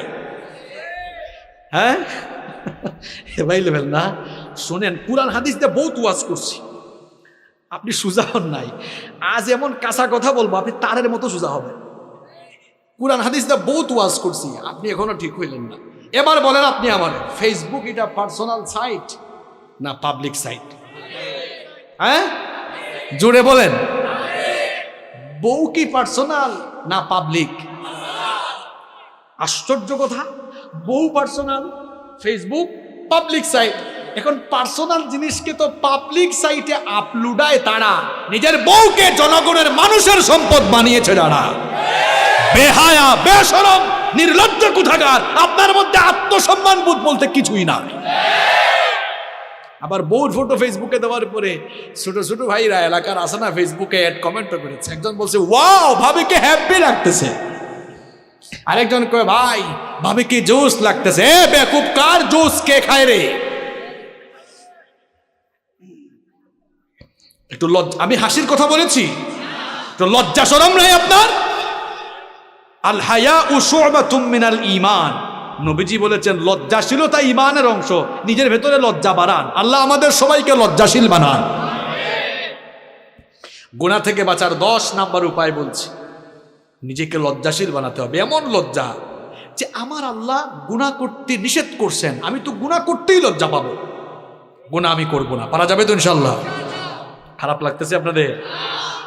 সারা জীবন তো বহুত ওয়াজ শুনছেন, বাট জীবন পরিবর্তনের কিছু ওয়াজ শুনে যান, এই 12টা আমল শিখে যান। একটু পরে কিন্তু আমি পড়া আদায় করব, যারা পারবেন না খবর আছে। পারা যাবে তো ইনশাল্লাহ? তবে ভয় নাই, আমি আবার আপনাদেরকে অপশন দিয়ে সহজ করে দিব। পারবেন না ইনশাল্লাহ? আচ্ছা, পরীক্ষা সহজ হবে, কঠিন না। নাম্বার 11, পাপ থেকে, গুনাহ থেকে বাঁচার 11 নাম্বার উপায় হলো খারাপ চিন্তা বাদ দিয়ে বেশি বেশি ভালো চিন্তা করবেন। কারে মারবেন? খালি এরে মারবেন, তারে মারবেন, এদিকে টাকা মারবেন, ওইদিকে সম্পদ মারবেন, এইসব চিন্তা বাদ দেন। চিন্তা, ভালো চিন্তা বাড়ান, যে আমি আজ ফজরের নামাজ জামাতে আদায় করব। ভালো চিন্তা না খারাপ চিন্তা? আমি আজান হয়ে গেলে এই 5 ওয়াক্তের নামাজগুলো টাইম দিয়ে আদায় করব। আমি রেগুলার কোরআন পড়বো, হাদিস পড়বো, ইসলামী বই পড়বো, আমি মানুষদেরকে যথাসাধ্য সহযোগিতা করব, সামাজিক কাজ করব, দান করব, সদকা করব, আমার যে সকল ভাইয়েরা অভাবী আছে তাদের পাশে দাঁড়াবো। মানে ভালো ভালো চিন্তা করেন, যত বেশি ভালো চিন্তা করবেন তত আপনি খারাপ চিন্তা থেকে মুক্ত হয়ে গুনাহ থেকে নিজেকে বাঁচিয়ে রাখতে পারবেন। পারা যাবে ইনশাআল্লাহ। নাম্বার 12, 12 এবং সর্বশেষ হচ্ছে গুনাহ থেকে বাঁচার জন্য তাওবা ইস্তেগফারের অভ্যাস গড়ে তুলেন। বেশি বেশি তওবা ইস্তেগফার করেন। দেখি সবাই আন্তরিকতা দিয়ে একেবারে দিল থেকে বলবেন, আমাদের কলিজার টুকরা নবী, যিনি নাম হচ্ছে মুহাম্মাদুর রাসূলুল্লাহ সাল্লাল্লাহু আলাইহি ওয়াসাল্লাম, আমার আপনার কলিজার টুকরা নবী, উনার জীবনে গুনাহের কোনো দাগ, কোনো ছিটাফুটা আছে? জন্ম থেকে নিয়ে ওফাত পর্যন্ত, নবুয়তের আগেও মাসুম, পরেও। ওই নবীর আমল শুনেন, বুখারী শরীফের হাদিস, নবীজি বলছেন, ওয়াল্লাহি, আল্লাহর কসম, ইন্নী লা আস্তাগফিরুল্লাহ ওয়া আতুবু ইলাইহি ফিল ইয়াউমি আকথারা মিন 70 মাররা। নবীজি বলছেন, আল্লাহর কসম, আমি পয়গাম্বর, আমি নবী হওয়ার পরেও রেগুলার 70 বারের বেশি আল্লাহর কাছে তওবা করি। এটা বুখারী শরীফের হাদিস। আর মুসলিম শরীফের হাদিসে নবীজি আরেকটু বাড়িয়ে বললেন, শোনো, ফা ইন্নী আতুবু ইলাইহি ফিল ইয়াউমি 100 মাররা, আমি তো নবী হয়েও ডেইলি 100 বার আল্লাহর কাছে তওবা করি। আমার আপনার নবীর জীবনে গুনাহের কোনো দাগ নাই, ছিটাফুটা নাই, তিনি মাসুম। তিনি যদি ডেইলি 100 বার তওবা করেন আল্লাহর কাছে, আমরা উনার পাপী উম্মত সেকেন্ডে সেকেন্ডে গুনাহ করে ফেলি। নবী যদি করেন 100 বার, পাপী উম্মতের করা দরকার 100 বার না 1000 বার। এবার আর উত্তর দেওয়া লাগবে না, চুপচাপ থেকে নিজের বিবেককে নিজে জিজ্ঞেস করেন, আপনি করেন কয়বার? আপনি করেন কয়বার? এজন্য যখনই সময় পাবেন পড়বেন আস্তাগফিরুল্লাহ, যখনই সময় পাবেন জপবেন আস্তাগফিরুল্লাহ, যখনই সময় পাবেন পড়বেন আস্তাগফিরুল্লাহ। বাক্যটা ছোট কিন্তু পাওয়ার কম না বেশি? নবীজি বলেছেন আস্তাগফিরুল্লাহ যারা প্রতিনিয়ত পড়ে এদের আমলনামায় যদি সমুদ্রের ফেনা পরিমাণ গুনাহ থাকে, আল্লাহ তার সমুদ্রের ফেনা সম পরিমাণ গুনাহগুলোকে মাফ করে দিবে। আবার আস্তাগফিরুল্লাহ বাক্যটা ছোট হলেও পাওয়ারটা অনেক বেশি। একটা ঘটনা আমার মনে পড়ে গেছে, কষ্ট না লাগলে আমি আপনাদেরকে বলবো। ইমাম আহমদ বিন হাম্বল রাহিমাহুল্লাহ, মুসনাদে আহমদ যেখানে 40,000 হাদিস সংকলন করা হয়েছে, এত বড় মাপের ইমাম আহমদ বিন হাম্বল রাহিমাহুল্লাহ, খুব মন দিয়া ঘটনা শুনেন। বুড়া বয়সে তিনি এক সফরে বের হলেন, নতুন এক এলাকায় গেলেন। ওই এলাকায় গিয়ে একটা মসজিদে তিনি মাগরিবের নামাজ, এশার নামাজ আদায় করলেন। মনে মনে ভাবলেন নতুন এক এলাকায় এসেছি, কার বাড়িতে গিয়ে উঠবো, কাউকে তো আমি চিনি না। সিদ্ধান্ত নিলেন এই মসজিদেই তিনি আজকের রাত কাটাবেন। ফজরের নামাজ পড়ে তিনি আবার পথ চলা শুরু করবেন। যখন তিনি মসজিদে অবস্থান করেছেন, কিছুক্ষণ পরে মসজিদ কমিটির কেউ এসে বলল, ও মিয়া, নামাজ পড়ে সব চলে গেছে, তুমি আসো কেন? তিনি বললেন, ভাই দেখো আমি মুসাফির মানুষ, কাউরে চিনি না, পরিচিত কোনো মানুষ নাই। এই মসজিদে আমি মাগরিব এবং এশার নামাজের মুসল্লি ছিলাম, ইনশাআল্লাহ ফজরের নামাজেরও মুসল্লি হব, আজকের রাতটা মসজিদে কাটাবো। ওই লোকটা বলল, না, মসজিদে থাকা যাবে না, বের হয়ে যান। বুড়ো মানুষ, শীতের কোন করে ঠান্ডা রাত বের করে দিও। কিছু দূর হাঁটতে না হাঁটতেই তিনি সামনে একটি বাজারে গিয়ে দেখলেন এক রুটির দোকানদার, রুটি বিক্রেতা যুবক, তার দোকানের মধ্যে সে রুটি গরম করতেছে। আহমদ বিন হাম্বল রাহিমাহুল্লাহ গিয়ে বললেন, ও যুবক, আমি বুড়ো মানুষ, এই এলাকায় পরিচিত কেউ নাই, তোমার দোকানের চুলার পাশে আমি বসি, তোমার কোনো আপত্তি আছে নাকি? যুবক বলল, না না, কোনো আপত্তি নেই, আসেন বসেন। এবার তিনি চুলার পাশে বসে আছেন। লক্ষ্য করে দেখলেন এই যুবক রুটির খামির বানায়, পরে আস্তাগফিরুল্লাহ। চুলায় যখন রুটি গরম করতে দেয় পরে আস্তাগফিরুল্লাহ, রুটি যখন নামায় তখনও আস্তাগফিরুল্লাহ, রুটি বিক্রি করে হাতে টাকা নিয়ে বলে আস্তাগফিরুল্লাহ, কেশে রাখে তখনও বলে আস্তাগফিরুল্লাহ, অর্থাৎ শুধু পরে আস্তাগফিরুল্লাহ। আহমদ বিন হাম্বল রাহিমাহুল্লাহ এই চিত্র দেখে বললেন, ও যুবক, তোমার দোকানে আসার পর থেকে দেখতেছি তুমি শুধু আস্তাগফিরুল্লাহ পড়ো, এই আস্তাগফিরুল্লাহ তুমি কেন পড়ো? যুবক তখন বলল, ও মুসাফির শোনো, আমি তো ইবাদতের খুব একটা টাইম পাই না, চিন্তা করি যতক্ষণ ব্যবসা করি সময় কেন নষ্ট করব, আস্তাগফিরুল্লাহ আস্তাগফিরুল্লাহ জপে জপে আমার টাইমগুলারে কাজে লাগাই। তখন আহমদ বিন হাম্বল রাহিমাহুল্লাহ বললেন, এই আমল যে করতেছো কোনো লাভ হইছে কিনা? কয়, অবশ্যই লাভ হইছে, লাভ না হইলে কি আমল করতাম নাকি? আহমদ বিন হাম্বল রাহিমাহুল্লাহ বললেন, এই আমলের কারণে তোমার এমন কি হয়েছে? যুবক তখন বলল, এই আস্তাগফিরুল্লাহ প্রতিনিয়ত জপার কারণে আমি মুস্তাজাবুদ দাওয়া হয়ে গিয়েছি। আমার বাবারা, আমার ভাইয়েরা, মুস্তাজাবুদ দাওয়া মানে হলো ওই লোক যেই লোক আল্লাহর কাছে হাত তুললে আল্লাহ কখনো তারে খালি হাতে ফিরাইয়া দেন না। ইমাম আহমদ বিন হাম্বল রাহিমাহুল্লাহ অবাক, আমি এত বড় হাদিসের ইমাম, এত বড় ফকিহ, এত বড় মুজতাহিদ, এত বড় আলেম, আমি নিজেই এখনো মুস্তাজাবুদ দাওয়া না, আর হের মতো রুটি দোকানদার হে নাকি মুস্তাজাবুদ দাওয়া। মনে মনে ভাবতেছেন এটা কিভাবে সম্ভব। তাকে এবার জিজ্ঞেস করলেন, যুবক, আমার সাথে মিথ্যা বলো না, সত্যি করে বলো, আজ পর্যন্ত তুমি আল্লাহর কাছে যা চেয়েছো সব তুমি পেয়েছো কিনা? যুবক বলল, আল্লাহর কসম, আজ পর্যন্ত যতগুলো দোয়া করেছি সব দোয়া আমার আল্লাহ কবুল করেছেন, কিন্তু একটা দোয়া আমার এখনো কবুল হয় নাই। ইমাম আহমদ বিন হাম্বল রাহিমাহুল্লাহ বললেন, কোন সেই দোয়া যা এখনো কবুল হলো না? সে তখন বলল, আমি শুনেছি এই জামানার সবচেয়ে বড় ইমাম, সবচেয়ে বড় আলেমের নাম আহমদ বিন হাম্বল, লোকটারে জীবনে কোনোদিন দেখি নাই, মনে আমার খুব শখ লোকটারে সামনাসামনি একদিন দেখব, কাছ থেকে দেখব। আল্লাহর কাছে বারবার দোয়া করি, আল্লাহ তার সাথে সাক্ষাৎ ঘটায় দাও। দোয়া করতে আছি এখনো কবুল হয় না। আহমদ বিন হাম্বল রাহিমাহুল্লাহ চোখের পানি ছেড়ে দিয়ে বললেন, যুবক শোনো, যার সাথে সাক্ষাতের জন্য এতদিন ধরে দোয়া করতেছো, তার সাথে সাক্ষাতের জন্য তার কাছে তোমার যাওয়া লাগে নাই, বরং আল্লাহ আজ সিস্টেম করে, টেকনিক করে আহমদ বিন হাম্বলকে তোমার সামনে পাঠিয়ে দিয়েছে। দেখেছেন, আস্তাগফিরুল্লাহ বাক্যটা ছোট, কিন্তু পাওয়ার কম না বেশি? এখন পাওয়ার যদি বেশি হয়, আপনারা রেগুলার দিনে রাতে পড়বেন, সেটা কম না বেশি? সবাই পড়বেন তো? কয়টা আমল শিখাইলাম ভাইরা? কিসের থেকে বাঁচার জন্য?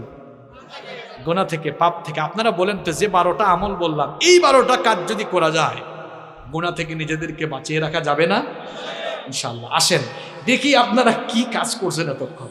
গুনাহ থেকে বাঁচার জন্য 1 নাম্বার কার কাছে পানা চাইতে হবে? মাশাআল্লাহ, দেখছেন কামারুজ্জামান ভাই, আপনার এলাকার জনগণ কেমন, একদম মনোযোগী। তাহলে 1 নাম্বার আমল সবার মনে আছে, আলহামদুলিল্লাহ বলুন। 2 নাম্বার বলেছিলাম আমি, গুনাহ থেকে বাঁচার জন্য একজনের কথা স্মরণ করে ওনাকে ভয় করা, মাশাআল্লাহ। 3 নাম্বার, গুনার চিন্তা, পাপের চিন্তা মাথায় আসলেই একটা জিনিসের কথা স্মরণ করা, মাশাআল্লাহ। গুনাহ থেকে বাঁচার জন্য 4 নাম্বার আমল শিখিয়েছিলাম, নিজেকে কিসের গোলাম বানানো যাবে না, মাশাআল্লাহ। 5 নাম্বার আমল শিখিয়েছিলাম, কিরকম থাকা যাবে না, একা একা থাকা যাবে না। 5 নাম্বার, এরপরে আপনার 6 নাম্বার আমল শিখিয়েছিলাম, হ্যাঁ, পাপের উপকরণ যেগুলো দিয়ে পাপ হইতে পারে এগুলো ধারে কাছেও যাওয়া যাবে। 7 নাম্বার আমল শিখিয়েছিলাম, মাশাআল্লাহ, ইন্টারনেট ও তথ্য প্রযুক্তির অপব্যবহার করা যাবে না। 8 নাম্বার আমল শিখিয়েছিলাম, হ্যাঁ, অসৎ ব্যক্তিদের সাথে মিশা যাবে না, সৎ মানুষদের সাথে মিশতে হবে। এরপরে 9 নাম্বার আমল শিখিয়েছিলাম, নিজেকে গুনাহ থেকে, অন্যায় থেকে, পাপ থেকে কি রাখতে হবে, কন্ট্রোল। 10 নাম্বার বলেছি, নিজের ভেতরে লজ্জাশীলতাকে, মাশাআল্লাহ। 11 নাম্বার বলেছি, খারাপ চিন্তার বিপরীতে ভালো ভালো চিন্তা করতে হবে। 12 নাম্বার বলেছি, কিসের অভ্যাস করে তুলতে হবে। এইটা হয়েছে খাঁটি ওয়াজ। যে ওয়াজে 1.5-2 ঘন্টা আলোচনার পরে শ্রোতারা ওয়াজের সামারি বলতে পারে, এটাই হচ্ছে খাঁটি ওয়াজ। আর যে ওয়াজের পরে হুজুর জানে না কোন বিষয়, শ্রোতা জানে না কি ওয়াজ হয়েছে, এটা কোনো ওয়াজের জাত না। অন্তত 12টা আমল তো আমরা শিখতে পেরেছি। শিখার ভেতরে থাকবো না, এগুলো আমরা আমল করব। আমল করবেন তো প্রিয় ভাইয়েরা? আল্লাহ তাআলা সবাইকে, সব ভাইকে আমল করার তৌফিক দান করুন। এই 12টা আমল করব, গুনাহ থেকে বাঁচবো। গুনাহ থেকে বাঁচতে পারলে জান্নাত দিবেন কি আল্লাহ? আমাদের সবাইকে আমল করার তৌফিক দাও।